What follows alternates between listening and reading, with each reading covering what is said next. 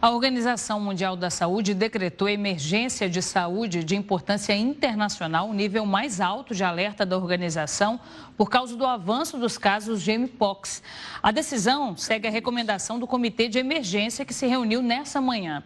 Embora o número de casos ao redor do mundo tenha caído depois do inédito surto há 2 anos, a doença continuou a circular. Um dos focos de preocupação é a República Democrática do Congo, na África, onde as infecções têm crescido de forma alarmante e nesse ano chegaram a mais de 14 mil infectados e 524 mortos.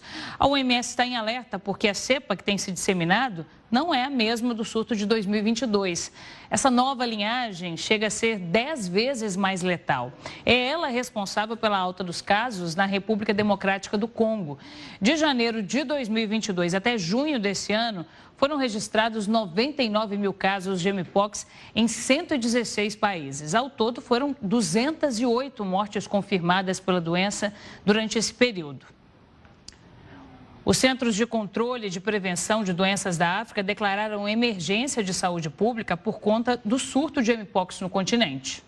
O surto afetou vários países africanos, especialmente a República Democrática do Congo, onde o vírus foi descoberto pela primeira vez em humanos em 1970. De acordo com dados do órgão de vigilância da saúde da União Africana, de 4 de agosto, foram registrados 38.465 casos de mpox e 1.456 mortes na África desde janeiro de 2022.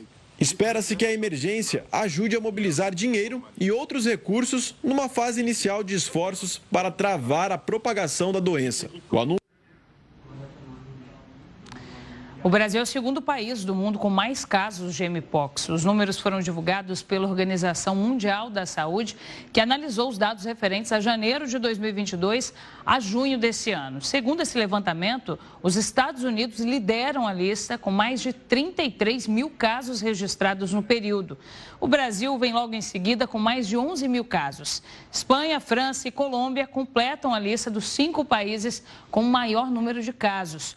Outros europeus a figurar entre os países com maior incidência da doença são o Reino Unido, em 7º lugar no ranking, e a Alemanha, em 9º, com quase 4 mil casos registrados no período do estudo. A República Democrática do Congo é o único africano entre os 10 países com mais casos de mpox no mundo. Essa pesquisa da OMS também traçou um perfil dos acometidos pela doença. 96,4% são do sexo masculino, com média de idade de 34 anos. A doença é transmitida para humanos por meio de animais silvestres ou pessoas infectadas e também pelos materiais contaminados. Mas o modo de transmissão mais comum é o contato sexual, que é responsável por 83,8% dos casos. Entre os sintomas relatados pelos que as pessoas que tiveram a doença, o mais comum é a erupção cutânea, seguida por febre, erupção cutânea também sistêmica e erupção genital. A gente convidou o virologista Gúbio Soares, que é professor de virologia na Universidade Federal da Bahia e doutor pela Universidade de Buenos Aires, para entender melhor como surgiu e também o que significa esse novo surto de mpox. Doutor, muito boa tarde para você, bem-vindo. Boa tarde, obrigado pelo convite.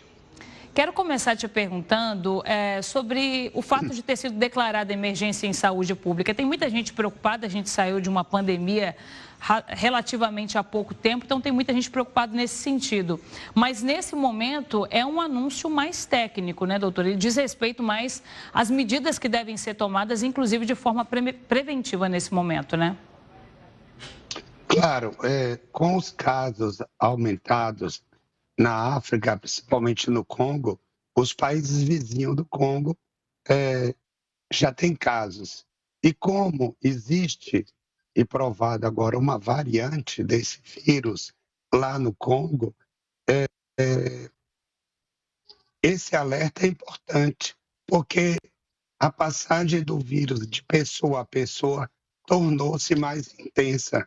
Então, houve uma mutação e apareceu uma mutação e um novo tipo, vamos dizer, do mpox. Então, tem o clado 1, clado 2.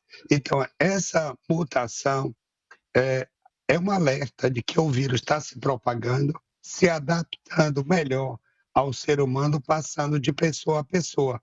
A transmissão nem sempre é sexual. Pode ser por contato de líquidos das pessoas, saliva, uma convivência próxima, roupas, você usar a mesma roupa que essa pessoa está doente. Então, a pessoa adquire. Há casos de crianças, bebê, já com mpox, mostrando que o vírus agora está passando de pessoa a pessoa muito mais rápido. E a gente, de uma certa forma, o Brasil não houve uma diminuição assim da propaganda e da divulgação do controle. Então, isso é um alerta para o Brasil, para que a gente comece a diferenciar esses casos de catapora, sarampo e outras doenças que faz uma pústula. O paciente vai ter febre, dor de cabeça, dores musculares intensas, um cansaço intenso e vai aparecer essas pústulas no corpo. Então, aí o médico tem que pedir um exame. A rede pública, os LACEN, podem fazer o PCR para o diagnóstico de mpox, mas o alerta tem que ser feito. Não vai estar restrito só a homossexuais ou pessoal que trabalha na noite. A vacina existe e o Brasil, até onde eu sei, acho que já tem a vacina. A vacina é aprovada nos Estados Unidos, na União Europeia, deve ser aplicada em pessoas, trabalhadores da saúde principalmente, e o pessoal de risco, né? Pessoal que tem uma vida sexual muito ativa, deve se vacinar para não adquirir e transmitir aos seus parceiros.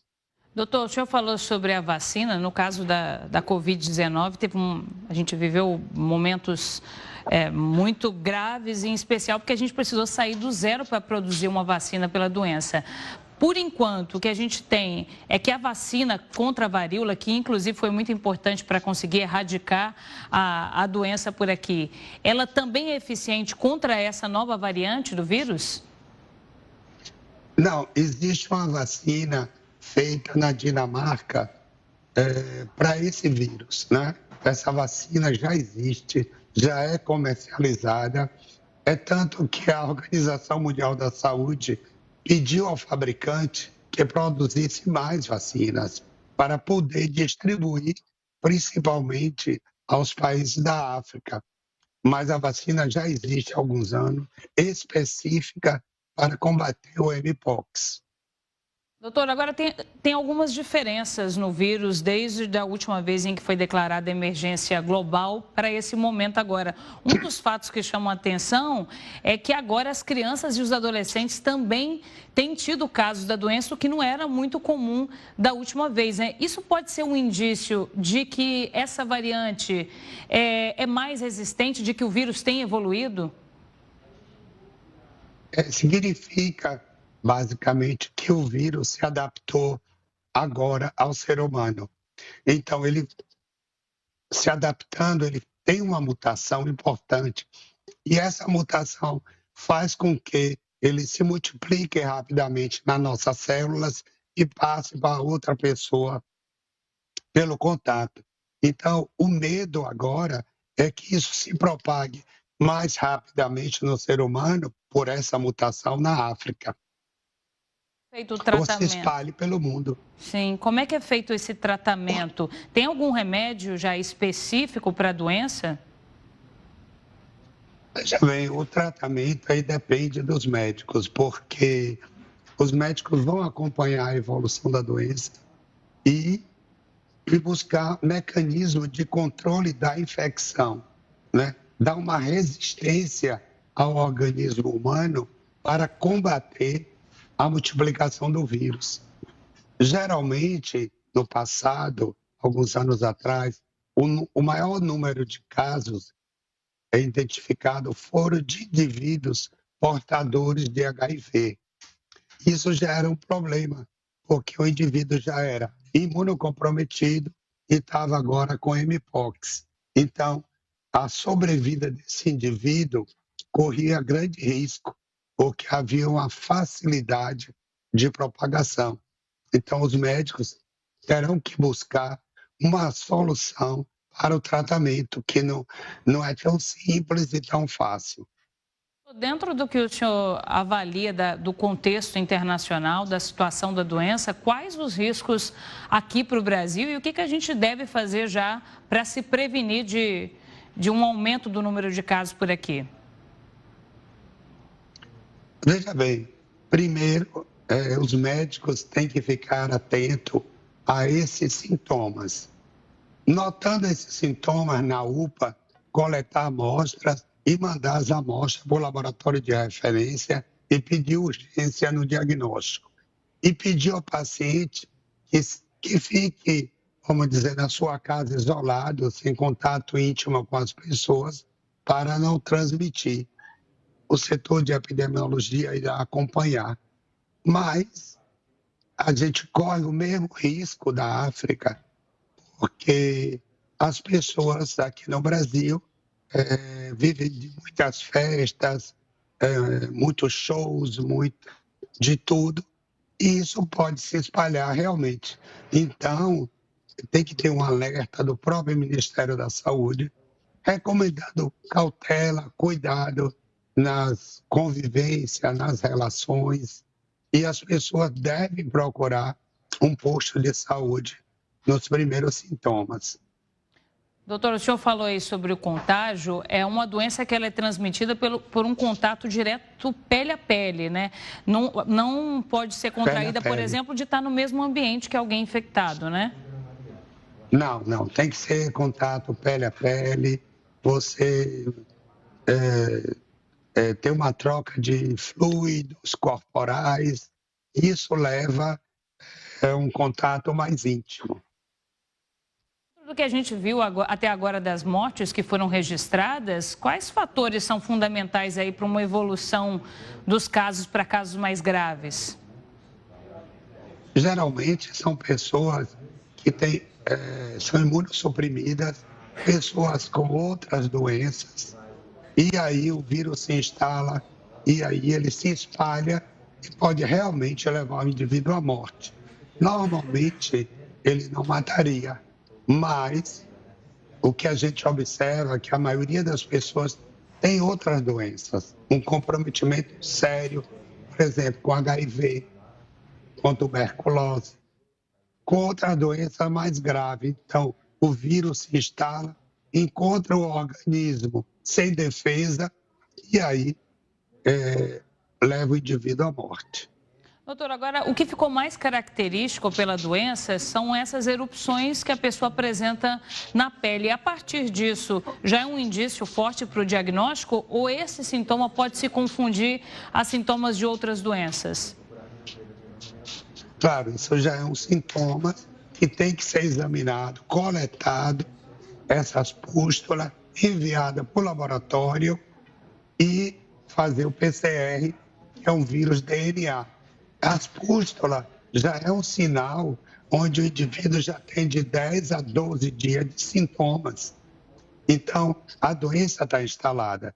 O que tem que se diferenciar se não é se não é um sarampo ou uma infecção bacteriana. Isso tem que ser diferenciado através do teste para o Mpox. Doutora, a gente sabe que cada caso é de uma forma, é difícil a gente generalizar, né? Mas considerando os casos que acontecem, mas são curados, em que a doença não evolui para uma forma mais grave, quanto tempo, em média, a pessoa leva desde o momento em que ela é infectada até apresentar os primeiros sintomas e depois a começar a ir apresentando uma melhora? Geralmente, você vai apresentar umas melhoras 2 semanas, a maioria das pessoas.